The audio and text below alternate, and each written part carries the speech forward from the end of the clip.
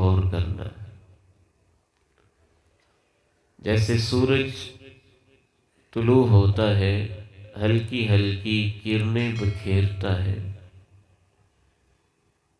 پھر اپنے جوبن پہ آ جاتا ہے، پھر ڈھلنے لگتا ہے، پھر اس کی شام ہوتی ہے اور ڈوب جاتا ہے، ایسے ہی میری اور آپ کی زندگی طلوع بھی ہوتی ہے اور اس کی شام بھی ہوتی ہے، پھر ہم ڈوب بھی جاتے ہیں۔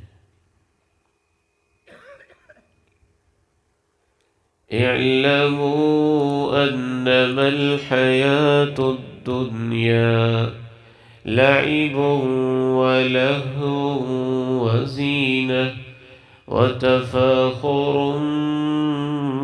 بينكم وتكاثر في الأموال والأولاد كمثل غيث أعجب الكفار نباته ثم يهيج فتراه مصفرا ثم يكون حطاما وفي الآخرة عذاب شديد ومغفرة من الله ورضوان وما الحياة الدنيا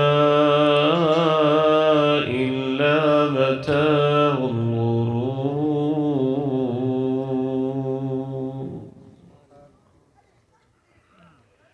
ہماری زندگی کے 5 یہ سٹیجز ہوتے ہیں، اللہ نے گنوائے ہیں۔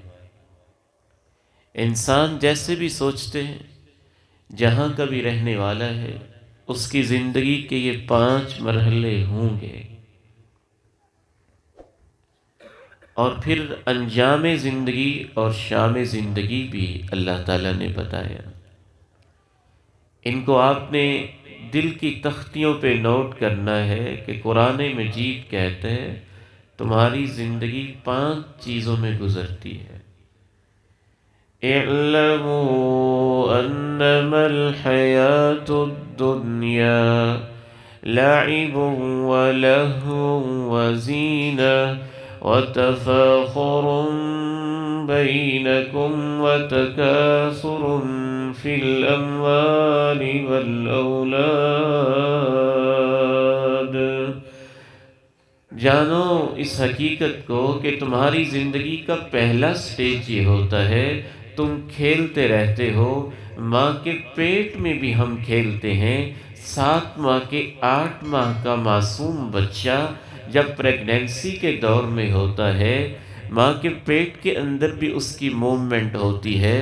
ماں کے پیٹ میں تم کھیلے، پھر ماں کی گود میں کھیلے، پھر ماں کی چھاتی پہ کھیلے، پھر باپ کے کندھے اور سینے پہ کھیلے، پھر اپنے تم بیڈ پہ کھیلے، پھر کمرے میں کھیلے، پھر صحن میں کھیلے، پھر پرائمری اسکول کے گراؤنڈ میں کھیلے، پھر ہائی اسکول میں کھیلے، گلی چوک چوراہے کے اندر کھیلے۔ تمہاری زندگی کی پہلی سٹیج کھیل کھیل میں ضائع ہو جاتی ہے۔ اعلموا انما الحیاة الدنیا لعب ولہو۔ لعب جسمانی کھیل کو کہتے ہیں، اور لہو بھی کھیل ہی ہوتی ہے، لیکن ایسی کھیل جس کا تعلق جسم سے زیادہ آپ کے دل سے ہوتا ہے، اس طرح کی پھر تم کھیلوں میں اور تماشوں میں لگ جاتے ہو۔ آج کل کی الیکٹرانک گیمز، آج کل کے میوزک، آج کل کے گانے، آج کل کے ڈانس، آج کل کے سارے یہ خیالات جو انسان کو اللہ کی یاد سے غافل کر دیتے ہیں، رب کریم فرماتے ہیں تمہاری زندگی کھیلوں سے گزرتی ہے تو تماشوں کی طرف آ جاتی ہے۔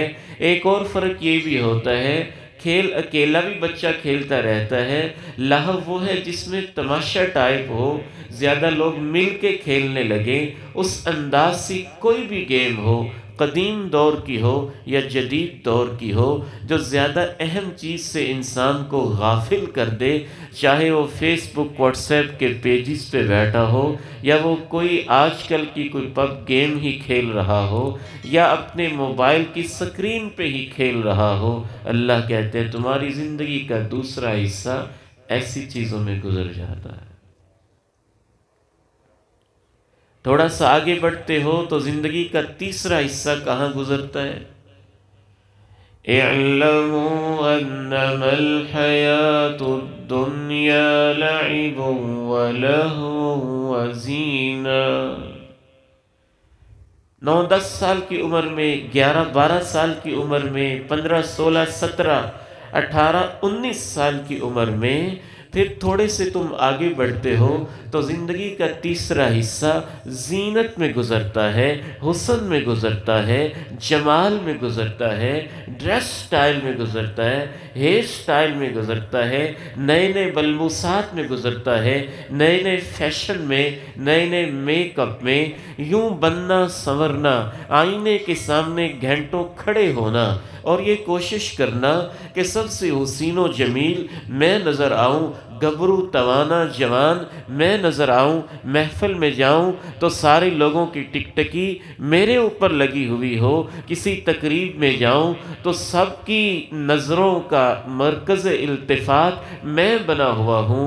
رب کریم کہتے ہیں تمہاری زندگی کا تیسرا حصہ زینت میں، حسن میں، خوبصورتی میں اور ان چیزوں میں گزرتا ہے۔ اعلموا انما الحیات الدنیا لعب ولہو وزینہ وتفاخر بینکم۔ تمہاری زندگی کا چوتھا حصہ تفاخر میں گزرتا ہے۔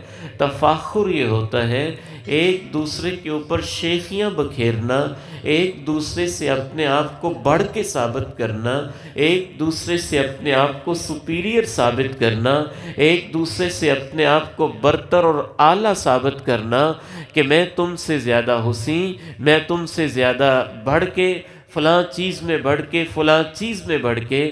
تمہاری زندگی کا چوتھا حصہ تفاخر میں گزرتا ہے۔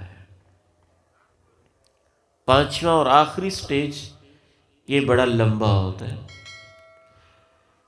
اعلموا انما الحیات الدنیا لعب ولہو وزینہ وتفاخر بینکم وتکاثر فی الاموال والاولاد۔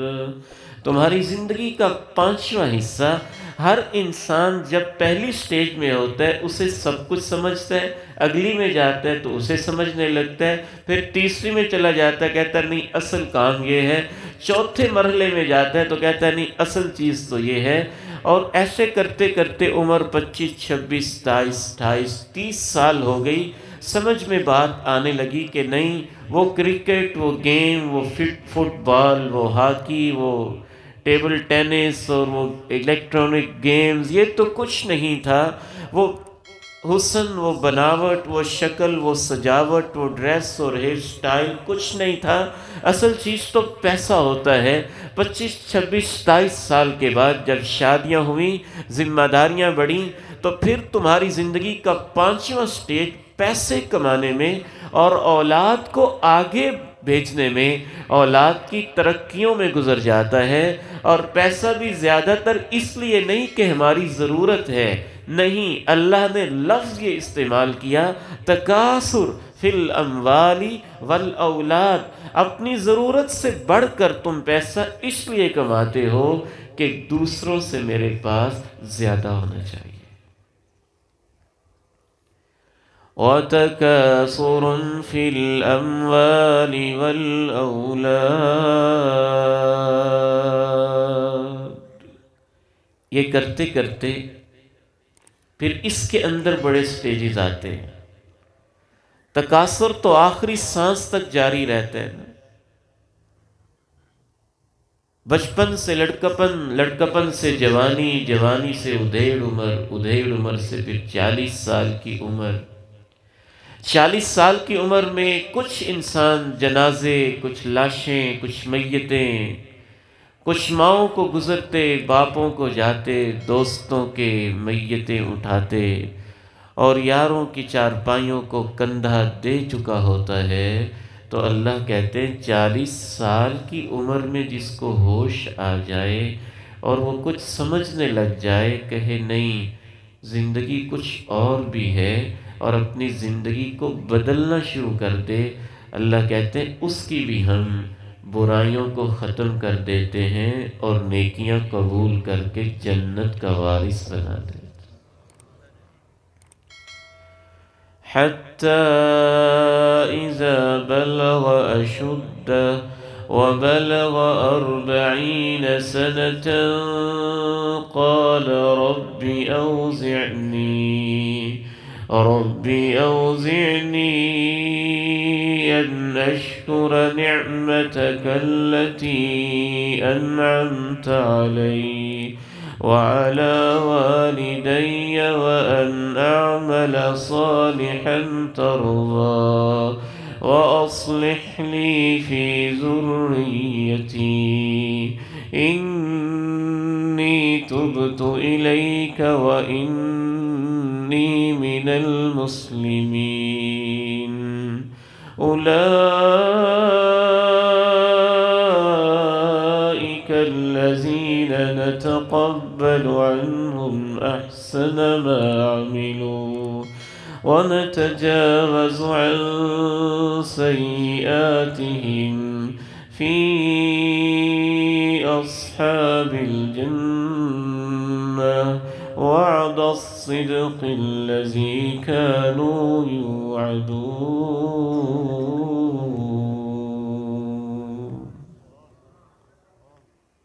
40 سال کی عمر میں اللہ نے کہا جس کی زبان پہ 5 دعائیں آ جائیں اور جس کے دماغ میں 5 خیالات آ جائیں اور جس کے دل پہ 5 احساسات آ جائیں۔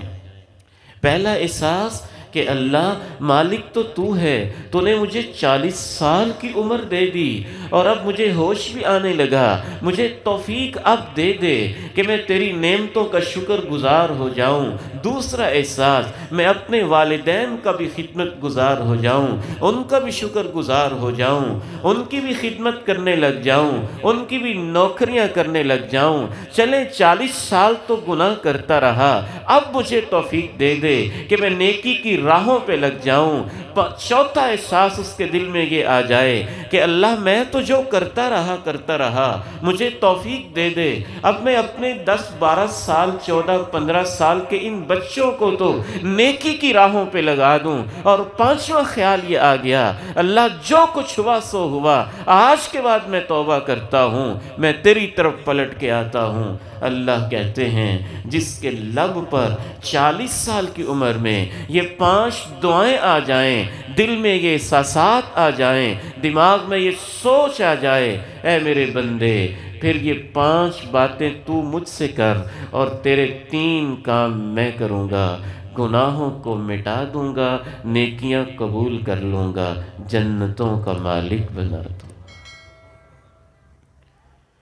أولئك الذين نتقبل عنهم أحسن ما عملوا ونتجاوز عن سيئاتهم في أصحاب الجنة وعد الصدق الذي كانوا يوعدون۔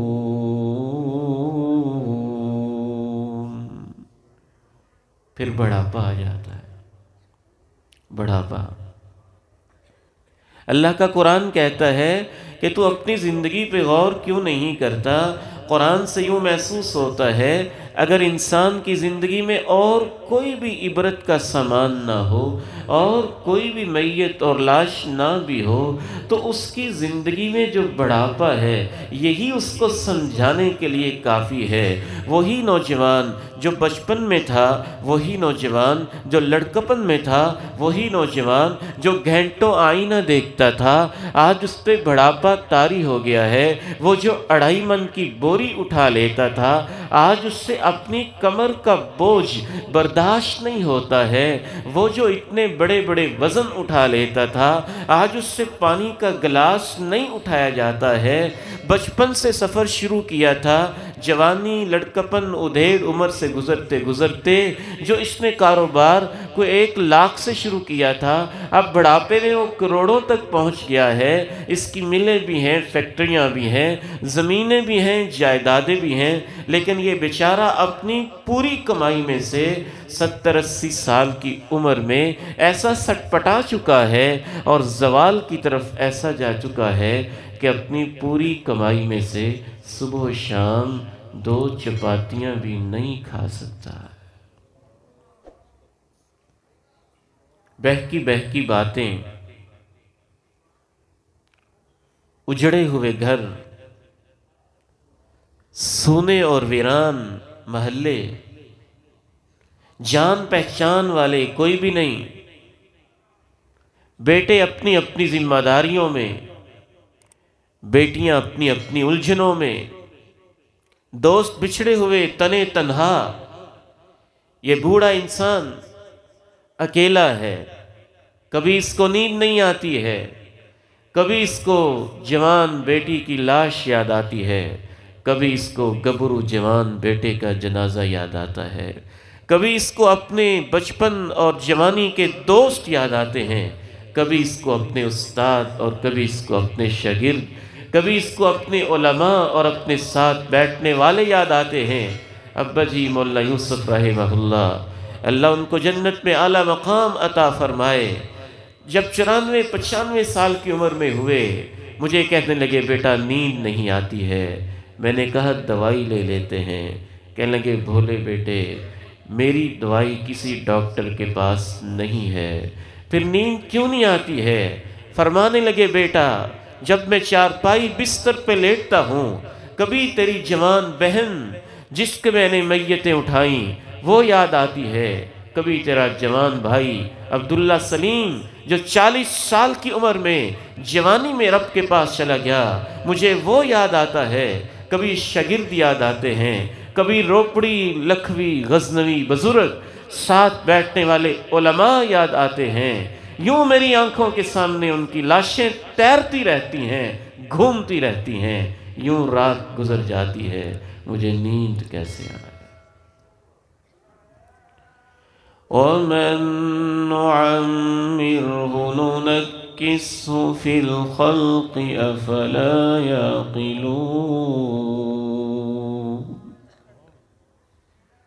کبھی زندگی میں جوانی میں لڑکپن ادھیڑ عمر میں اور کبھی بڑھاپا آتا ہی نہیں اور اس سے پہلے ہی شام زندگی شروع ہو جاتی ہے۔ وَمِنْكُمْ مَنْ يُتَوَفَّى وَمِنْكُمْ مَنْ يُرَدُّ إِلَىٰ أَرْذَلِ الْعُمُرِ۔ پھر آخری سٹیج شروع ہوتا ہے۔ ہر سٹیج میں انسان سمجھ رہا ہوتا ہے یہی سب کچھ ہے۔ کہتے ہیں کہ ماں کے پیٹ کے اندر سمجھانے کے لیے مثال دیتے ہیں ان ملحدوں کو جو رب کے منکر ہو گئے، سمجھانے کے لیے بڑی خوبصورت کہتے ہیں کہ کسی ماں کے پیٹ میں 2 جڑواں بچے تھے، وہ آپس میں باتیں کرنے لگے کہ ہمارا سارا جہان تو یہی ہے، دوسرا کہنے لگا نہیں مجھے لگتا ہے کہ اس کے بعد بھی کوئی دنیا ہے، وہ کہنے لگا تو پاگل ہے، اس کے بعد کون سی دنیا ہے، یہ پیٹ ہی تو سب کچھ ہے، اسی میں فیڈنگ ہے، اسی میں خوراک ہے، اسی میں دن اسی میں رات ایک جیسا سارا کچھ گزر رہا ہے، اس کے بعد کیا دنیا ہوگی؟ وہ کہتے ہیں نہیں مجھے لگتا ہے کہ اس کے بعد شاید ہم بڑے ہو جائیں گے، وہ کہتا ہے نہیں تو پاگل ہے، وہ کہتا ہے نہیں مجھے لگتا ہے کہ اس کے بعد کوئی اور بھی دنیا ہوگی۔ کبھی کبھی یوں لگتا ہے جیسے کوئی ہماری ماں بھی ہے، اس کی آواز آ رہی ہوتی ہے، وہ کہتا ہے تو پاگل ہے، ماں کیا ہوتی ہے، بس یہاں ہی سب کچھ ہے، ادھر ہی سارا کچھ رہنا ہے۔ پھر جب وہ زندگی کی آنکھ کھولتے ہیں تو پھر ان کو سمجھ آتی کہ نہیں، دنیا تو بہت بڑی تھی۔ ایسے ہی وہ پاگل اور ملحد انسان ہے جو اس چھوٹی سی زندگی کو سمجھتا ہے یہی سب کچھ ہے۔ نبی اس کو بتاتے ہیں نہیں، یہ سب کچھ نہیں ہے، یہ چھوٹی سی زندگی ہے، بڑی زندگی تو اس کے بعد آنے والی ہے۔ یہ کہتے ہیں نہیں، ہم نے کب دیکھی ہے؟ نبی کہتے ہیں نہیں، ہم دیکھ کے آئے ہیں، تمہارا ایک خالق ہے، ہم اس کی جنتیں، اس کے جہنم بھی دیکھ کے آئے ہیں، اس کے عذاب، اس کی نعمتیں بھی دیکھ کے آئے ہیں۔ یہ ملحد بے ایمان کہتے ہیں نہیں، کچھ نہیں ہے، ہم نہیں مانتے ہیں۔ نبی کہتے ہیں نہیں، ہم سب کچھ دیکھ کے آئے ہیں، تم اپنے اندر سے آواز سنو تو صحیح، ماں کی طرح تمہیں کوئی پالنے والا، تمہارا خالق اور مالک بھی ہے۔ اس کی آوازیں آتی ہیں جب جنازے اٹھتے ہیں، اس کی آوازیں آتی ہیں جب قبروں میں جاتے ہو، اس کی آوازیں آتی ہیں جو تمہیں نیند سے بیدار کرتا ہے، اس کی آوازیں آتی ہیں جو زمین کے سینے سے تمہیں خوراک دیتا ہے، اس کی آوازیں آتی ہیں جو تمہیں بچپن، جوانی، لڑکپن، ادھیڑ عمر کے سفر کرواتا ہے۔ اور اس کا پاگل نہ ماننے والا ایتھیسٹ ملحد کہتا ہے نہیں، میں نہیں مانتا، لیکن اس کے نہ مانتے مانتے زندگی ختم ہو جاتی ہے، آنکھیں بند ہونے لگتی ہیں، قبر میں پہنچتا ہے تو محسوس کرتا ہے کہ میں سمجھتا تھا ماں کا پیٹ سب کچھ ہے، بچپن میں آیا تو میں سمجھا یہ سب کچھ ہے، جوانی میں آیا تو میں سمجھا کہ فیشن، میک اپ، سٹائل یہ سب کچھ ہے، پھر میرے بچے اور شادیاں اور ذمہ داریاں، پھر میں سمجھا مال دولت سب کچھ ہے۔ آج آنکھیں بند ہونے لگیں، ملک الموت سامنے آیا، ہوش آئی، نہیں وہ سب کچھ دھوکہ تھا، اصل زندگی تو اب شروع ہونے لگی ہے۔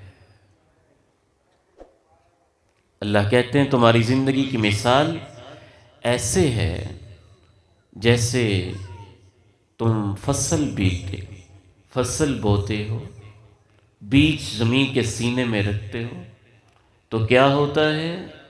وہ بیج زمین کے سینے کو چیرتا ہے، پھاڑتا ہے، ننھا سا بیج ہوتا ہے، رب کے حکم سے زمین اپنے سینے کو کھولتی ہے، وہ اس کے اندر سے کونپل نکالتا ہے، ننھی سی کونپل جو اپنے پاؤں پہ کھڑی نہیں ہو سکتی، اپنے سہارے پہ ٹک نہیں سکتی، ہواؤں کے جھکڑ اس کو ادھر ادھر گراتے ہیں، پھر آہستہ آہستہ اس کا تنا سا بنتا ہے، وہ اپنے تنے کے سہارے کھڑے ہونے لگتی ہے، وہی بیج پھر تنے سے اس کی ٹہنیاں، شاخیں بنتی ہیں، پھر اس کے اوپر پھل لگتا ہے، پھر مالک اس فصل کو کاٹ دیتا ہے، اور جب اس فصل کے اوپر چند ہفتے، چند دن گزرتے ہیں تو وہی فصل جو لہلہا رہی تھی، کسی کو اندازہ بھی نہیں ہوتا کہ اس 4 کنال کے مرکز میں کبھی کوئی فصل بھی ہوتی تھی۔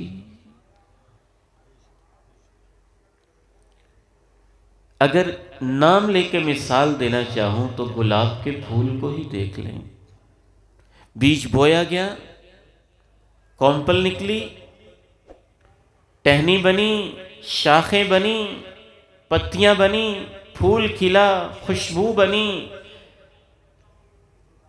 بکھرا، اس نے اپنی رنگت نکالی، پھر کسی کی پاکٹ میں، کسی جگہ پہ کچھ دیر کے لیے اس کی مہک، اس کی خوشبو بکھری، اس کے بعد وہ مرجھایا، چورا چورا ہوا، اور ایک ایک اس کا ذرہ ایسے ختم ہوا کہ نام و نشان بھی مٹ گیا۔ رب کریم کہتے ہیں اے میرے بندو، میں تمہارا رب کہتا ہوں، تمہاری دنیا کی زندگی ایسے ہوتی ہے۔ كَمَثَلِ غَيْثٍ أَعْجَبَ الْكُفَّارَ نَبَاتُهُ ثُمَّ يَهِيجُ فَتَرَاهُ مُصْفَرًّا ثُمَّ يَكُونُ حُطَامًا وَفِي الْآخِرَةِ عَذَابٌ شَدِيدٌ وَمَغْفِرَةٌ مِّنَ اللَّهِ وَرِضْوَانٌ وَمَا الحیات الدنیا الا متاع الغرور۔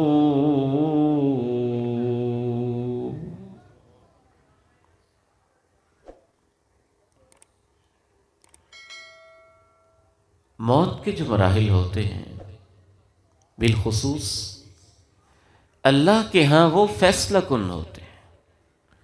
پوری زندگی انسان کیا کرتا رہا، لیکن اس کے نتائج اللہ کے ہاں ویسے ہی مرتب ہوتے ہیں جیسے وہ موت کے وقت اللہ کے پاس جا رہا ہوتا ہے۔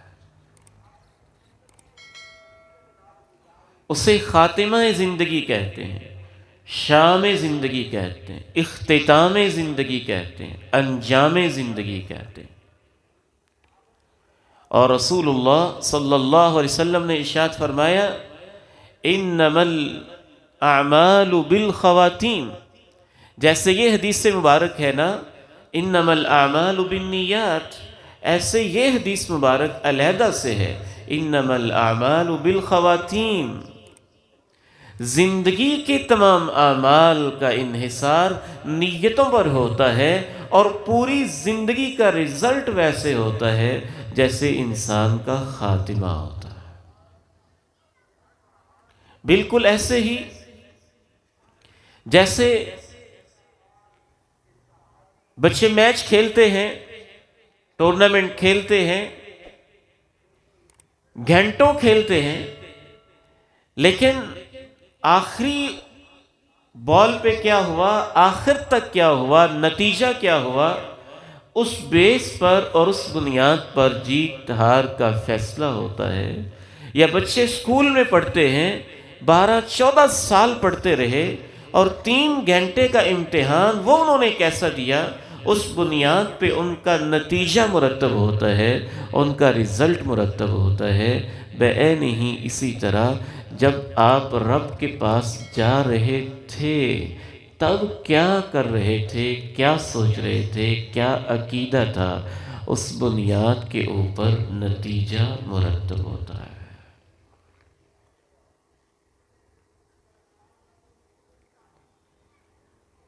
آخری لمحات میں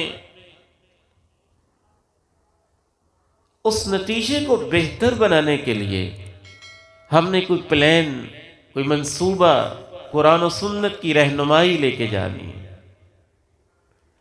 کہ وہ نتیجہ اچھا کیسے ہوتا ہے۔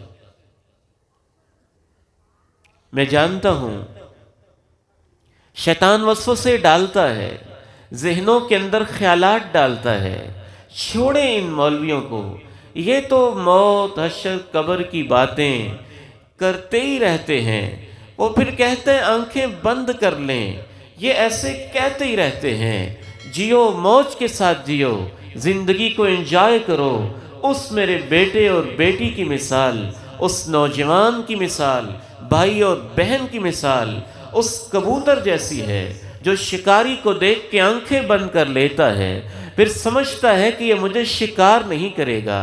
یہ اس شتر مرغ کی طرح ہے جو صحرا کے اندر طوفان کو آتا دیکھ کے اپنے سر کو ریت کے اندر دبا دیتا ہے اور پھر وہ سوچتا ہے کہ شاید اب طوفان ٹل جائے گا، لیکن اس کی بیوقوفی سے نہ طوفان ٹلتا ہے، نہ اس کبوتر کی آنکھیں بند کرنے سے گولی ادھر ادھر ہوتی ہے۔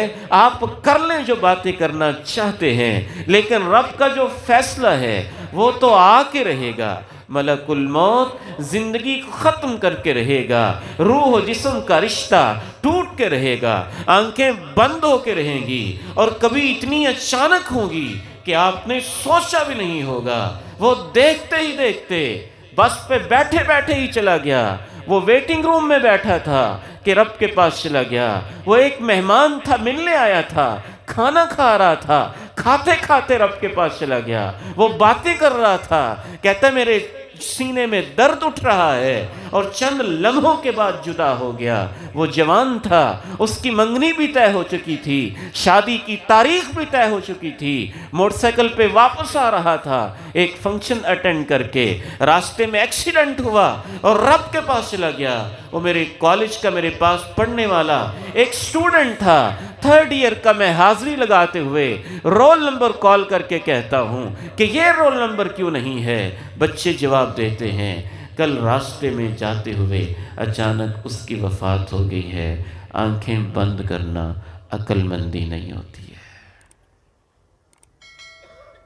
فکر کرنا عقل مندی ہوتی ہے، سوچنا عقل مندی ہوتی ہے، غور و فکر کرنا عقل مندی ہوتی ہے۔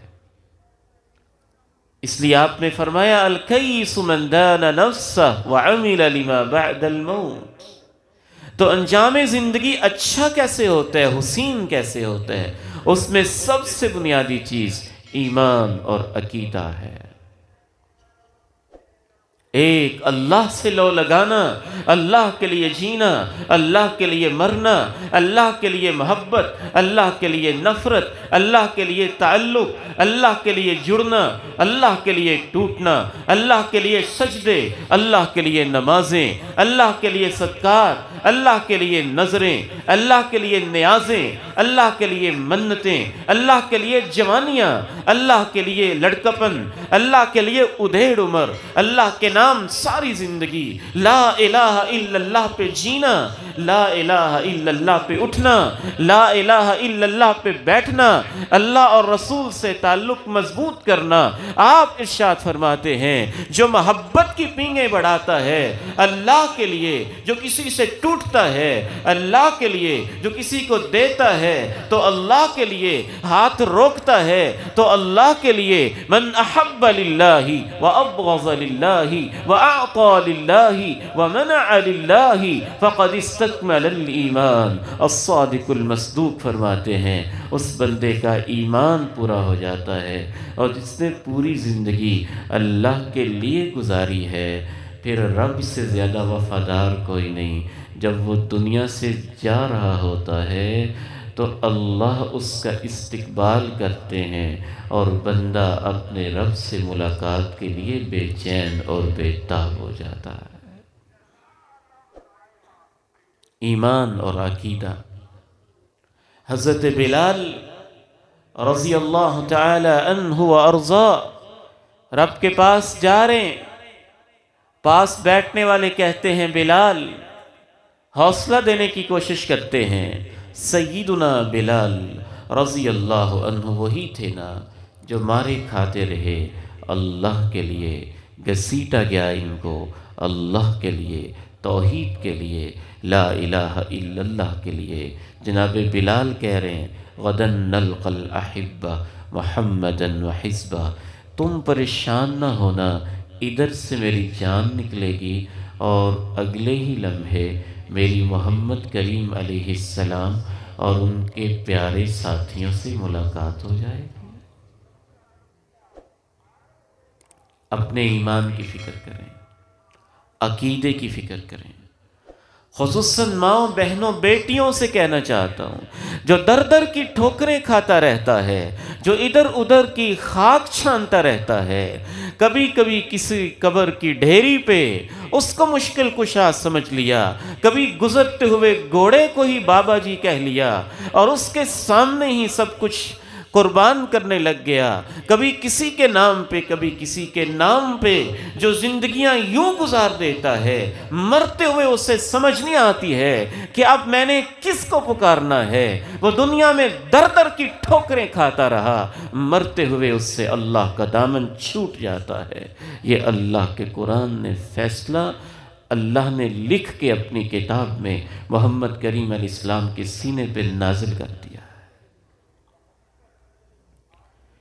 يثبت الله الذين آمنوا بالقول الثابت في الحياة الدنيا وفي الآخرة ويضل الله الظالمين وَيَفْعَلُ اللَّهُ مَا يَشَاءُ۔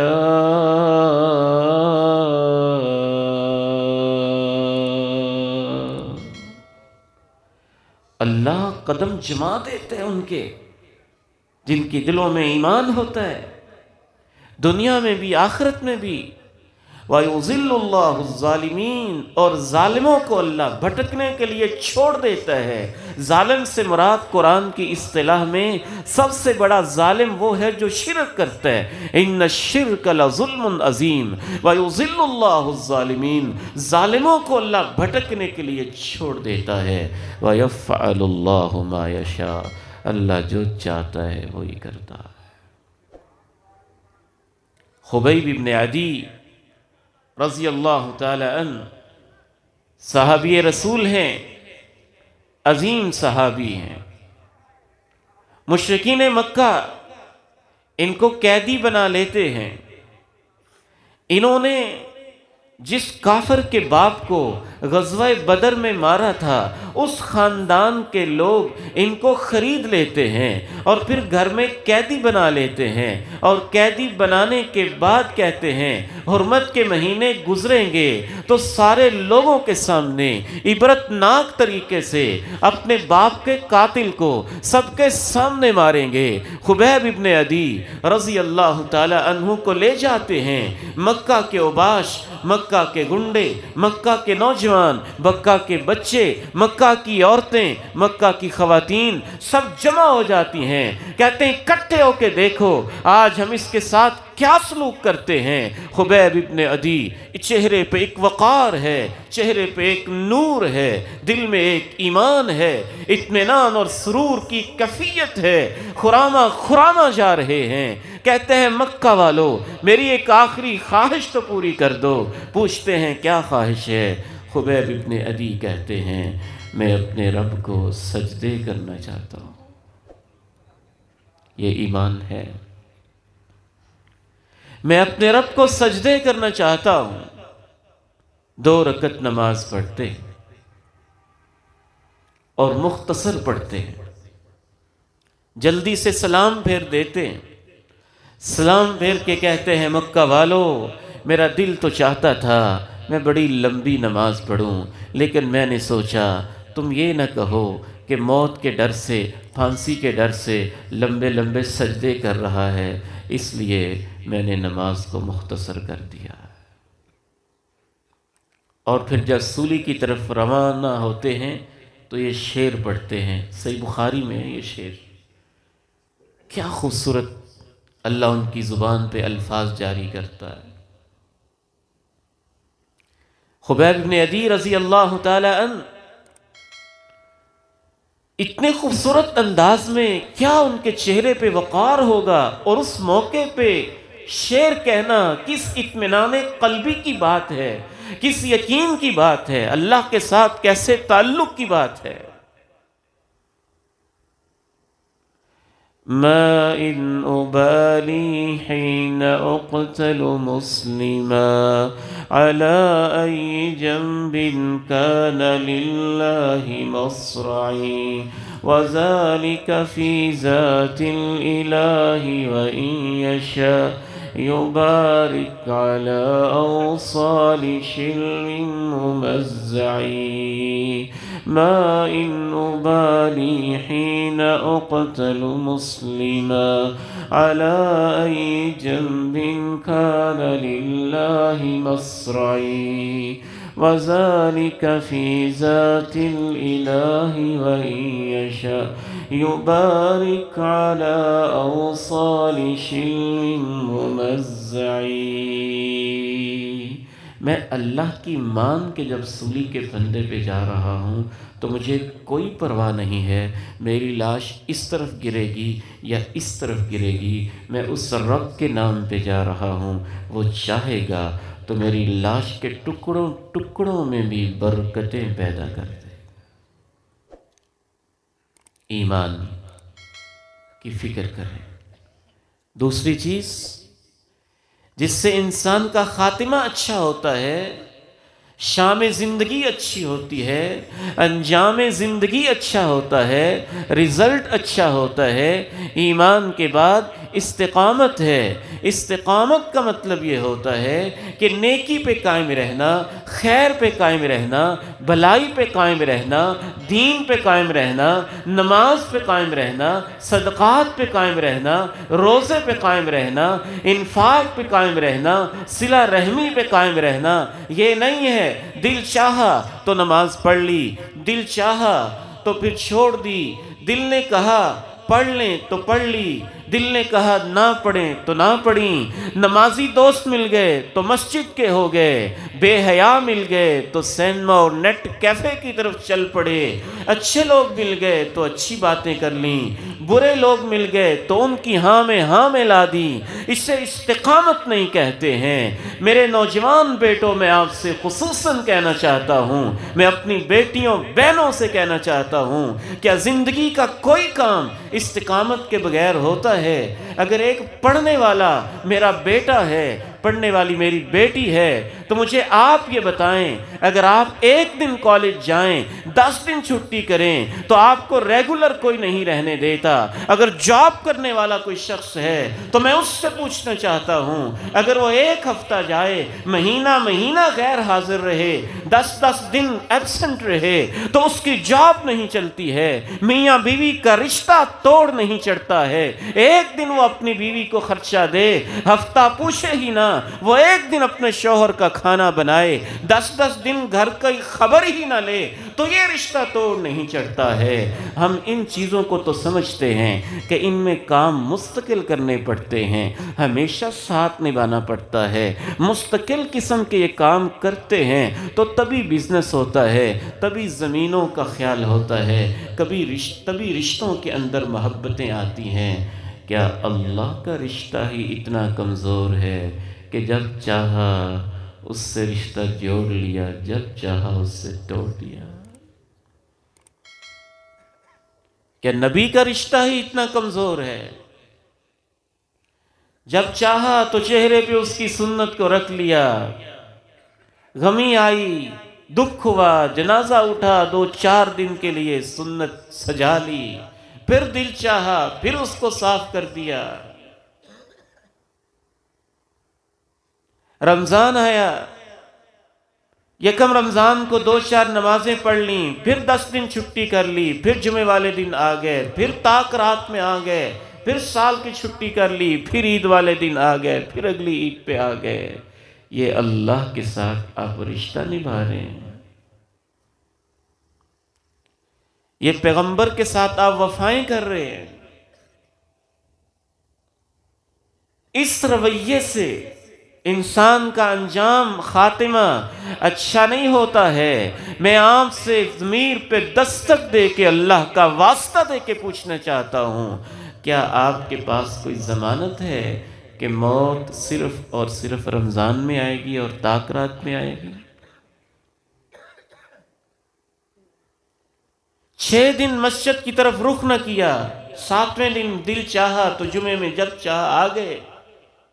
کیا آپ کے پاس گارنٹی ہے کہ جمعے کی حالت میں موت آئے گی اور باقی 6 دنوں میں نہیں آئے گی؟ اس لیے اللہ نے ہم سے یہ مطالبہ کیا ہے کہ میری مانو اور اتنی مانو کہ تمہیں موت اس حالت میں آئے کہ تم میری مان رہے ہو۔ یا ایھا الذین آمنوا اتقوا اللہ حق تقاته ولا تموتن الا وانتم مسلمون۔ اللہ سے ڈرو جیسے ڈرنے کا حق ہے، اور ڈرنے کا حق کیا ہے؟ اس کا ایک اشارہ کر دیا کہ موت تک اللہ کی فرما برداری کرو، اور تمہیں موت اللہ کی فرما برداری میں آئے۔ عموماً موت ویسے آتی ہے جیسے آپ زندگی میں اکثر کرتے رہتے ہیں۔ جو زنا ہی کرتا رہتا ہے خطرہ ہے، بے حیائی کے کسی اڈے پہ مرے گا۔ جو ساری زندگی چوریاں کرتا رہا ہے خطرہ ہے۔ کسی چوک چراہے میں مرے گا، جو ڈاکے ڈالتا رہا ہے خطرہ ہے ڈاکے کی حالت میں مر جائے گا، جو شرابیں پیتا رہا ہے اور پی رہا ہے مسلسل اور توبہ نہیں کر رہا خطرہ ہے پیٹ میں شراب لے کے مرے گا، جو بد کردار انسان ہے کرپشن کر رہا ہے رشوت خور ہے خطرہ ہے رشوتیں لیتے لیتے رشوت سے بنائے ہوئے مکان میں اس کی موت آ جائے گی۔ ایسے نہیں ہوتا کہ زندگی امریکہ میں گزاریں اور موت مکہ میں آئے۔ اللہ کے دل بھی مکہ کے ساتھ لگا ہے، وہ کوئی احسان لاہی ظہیر شہید ہوتا ہے کہ دھماکہ لاہور میں ہوتا ہے اور قبر اللہ اس کو جنت البقیع میں دیتا ہے، کیونکہ اس کا دل بھی مدینے والے کے ساتھ ہی لگا ہوا تھا نا۔ عموماً جیسی زندگی ہوگی ویسی موت ہوگی، جیسے زندگی کی روٹین ہوگی مرنے والے دن بھی وہی روٹین ہوگی، اس دن کوئی علیحدہ ہو جانی ہے۔ وہ مکہ کی ایک نوجوان بیٹی تھی، اس کی شادی کا دن تھا، رخصتی کا وقت تھا، لوگ پاس کھڑے ہوئے تھے، ان کا اصرار تھا کہ تم نماز لیٹ کر دو، لیکن وہ ضد پہ اتر آئی تھی، نہیں یہ نہیں ہو سکتا، پوری زندگی نماز پڑھی ہے، آج شادی والے دن میں نماز چھوڑ دوں؟ کہتے ہیں میک اپ خراب ہو جائے گا، کہتی میں نماز نہیں چھوڑ سکتی، کہتے یہ بارات والے بڑا اصرار کر رہے ہیں، کہتی میں نماز نہیں چھوڑ سکتی، جو کچھ بھی ہوگا پہلے میں عصر کی نماز پڑھوں گی پھر میں اپنا سفر شروع کروں گی۔ وہ اللہ کی بندی ڈٹ جاتی ہے، وضو کرتی ہے، مصلے پہ کھڑی ہوتی ہے، اللہ اکبر کہتی ہے، سینے پہ ہاتھ باندھ لیتی ہے، رکوع میں جاتی ہے، سجدے میں پڑھ کے سبحان ربی الاعلی کہتی ہے، اور رب کریم اپنی بندی کو اسی حال میں اپنے پاس بلا لیتا ہے۔ اچھا خاتمہ ایسے ہوتا ہے کہ آپ نیکی کریں تو کرتے رہیں، اسی لیے آپ نے فرمایا احب الاعمال الی اللہ ادومها وان قل، اللہ کو سب سے پیاری نیکی وہ لگتی ہے جو ہمیشہ کی جائے، چاہے تھوڑی سی کی جائے، تھوڑی کر لیں ہمیشہ کریں، مستقل کریں، اس کو اپنی زندگی کا حصہ بنائیں۔ کس موقع پہ ماں جی یاد آئیں، اللہ ان کو جنت میں اعلیٰ مقام عطا فرمائے، ایمرجنسی میں تھیں، ڈرپیں لگی ہوئی تھیں، ECG چل رہی تھی،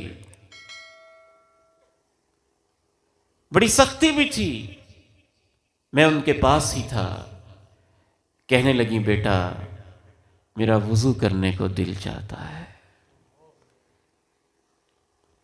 جس کی ساری زندگی وضو میں گزری ہو، جس کو وضو اور نماز سے محبت ہو، مکہ والے اس کو سولی کے پھندے پہ لٹکانے لگتے ہیں تو وہ تب بھی کہتا ہے میرا نماز پڑھنے کو دل چاہتا ہے، بیٹا میرا وضو کو دل چاہتا ہے۔ بہن کہتی ماں جی یہاں کیسے وضو ہو سکتا ہے، یہ ڈرپیں، یہ مشینیں اور یہ کچھ، اللہ میرے دل میں بات ڈالتا ہے۔ عبید الرحمن ماں پتہ نہیں کتنی بے چین ہے، یہ ڈاکٹر کی ڈرپیں کیا گارنٹی ہیں کہ بچا لیں گی، ان کی خواہش تو پوری کرو۔ کہا ماں جی کیوں نہیں، آپ کو وضو کروا دیتے ہیں، ابھی کروا دیتے ہیں۔ مشینیں اتاریں، ڈرپیں اتاریں، ویل چیئر پہ بٹھایا، اللہ نے دل میں بات ڈالی کہ وضو کیسے کروائیں، ان سے تو ہاتھ ہلایا نہیں جاتا ہے، دل کی تکلیف بھی ہے، ایمرجنسی وارڈ کے اندر بھی ہیں، بلکہ ICU کے اندر ہیں، اور ICU کے اندر یہ ماجرا کیسے ہو سکتا ہے۔ واش روم لے گیا، وہاں ایک سائڈ پہ بیسن کے قریب 1 لیٹر کی بوتل خالی، اللہ نے اس پہ نظر ٹکا دی، دل میں بات ڈال دی، وہ بوتل پکڑی، بیسن سے پانی بھرا، پانی بھر کے اللہ نے توفیق دی، ایک ایک قطرہ اپنے ہاتھوں سے گرایا، ہاتھوں کو دھلایا، چہرے کو دلایا، پاؤں کو اللہ نے سعادت بخشی، اپنے گناہگار ہاتھوں سے ماں جی کے پاؤں دھوئے، اور یوں ان کو وضو کروا کے ان کے چہرے پہ وضو سے فارغ ہو کے مجھے کہتی ہیں یہ کون دستک دے رہا ہے، میں نے کہا یہاں تو کوئی نہیں ہے، کہتے چلیں خیر مجھے کوئی مسئلہ ہوا ہوگا۔ وارڈ پہ واپس لے گئے، بیڈ پہ لٹایا، 2 رکعت انہوں نے نماز پڑھی اور اس کے بعد سورہ سجدہ کی تلاوت شروع کی، اور یوں اللہ کو یاد کرتے کرتے رب کے پاس چلی گئی، کیونکہ پوری زندگی کا عمل تھا کہ سونے سے پہلے وضو بھی کرنا ہے، سورہ ملک اور سجدہ کی تلاوت بھی کرنی ہے۔ وہ عمل اللہ نے مرتے ہوئے بھی نصیب کر دیا۔ جیسی آپ کی زندگی ہوگی ویسی آپ کی موت ہوگی۔ امام ابن قیم کہتے ہیں، اس طرح کے دسیوں واقعات لکھتے ہیں، اسے کہا گیا کہ تو لا الہ الا اللہ پڑھ لے، اور وہ کہہ رہا تھا نہیں شراب کی وہ والی بوتل مجھے بڑا دل چاہ رہا ہے پینے کو، وہ مجھے لا کے دو۔ وہ کہتے ہیں لا الہ الا اللہ، وہ کہتا ہے نہیں شراب کی فلاں بوتل کیا اس کے مزے ہیں، وہ لا کے دو۔ وہ کہتے ہیں لا الہ الا اللہ پڑھو، وہ شراب کی بوتل کا نام لیتا ہے۔ دوست بھی ویسے ہی تھے نا، پھر وہ اس کو شراب لا کے دیتے ہیں، پیتا ہے اور رب کے پاس چلا جاتا ہے۔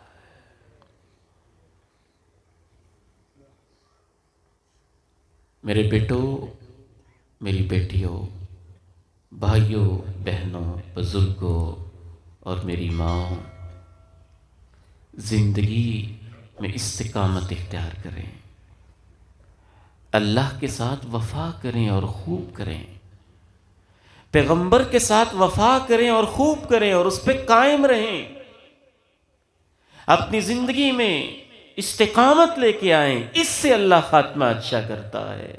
رب کریم سے دعا ہے کہ زندگی کے ان تمام سٹیجز میں مجھے اور آپ کو کامیابیاں نصیب فرمائے، عزتیں نصیب فرمائے، شان نصیب فرمائے، اور ہماری شام زندگی کو ایمان والا اور استقامت والا بنائے۔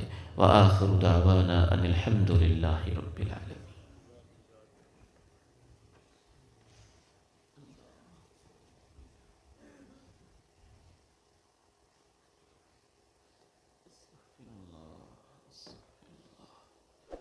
الحمد للہ، الحمد